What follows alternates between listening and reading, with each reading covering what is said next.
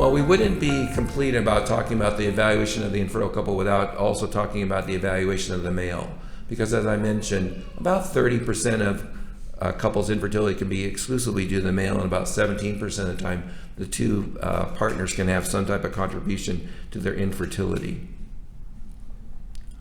And so we usually do a semen evaluation, and we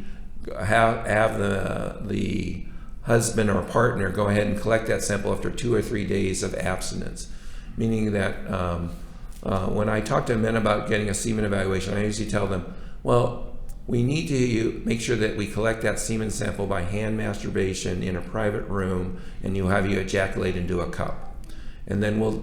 want that to be about 2 or 3 days from the last time you ejaculated, because you might think if I don't ejaculate for 6 or 7 days, I might have more white fluid. And I'll say, yes, that might be true, but the problem is you'll have a lot of dead forms because sperm's not moving through the reproductive tract. So when we get a semen evaluation, we like to have the men do this. If they call on a Friday to get an appointment,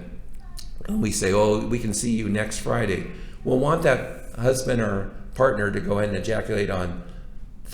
like Sunday, Tuesday, and then give us a sample on Friday. Because we want it to be at least 2 days from the last time you ejaculate, but not more than 5. And so that's how we usually try to get a good view of what, it's kind of a snapshot in time of what the sperm production might look like in that husband or partner.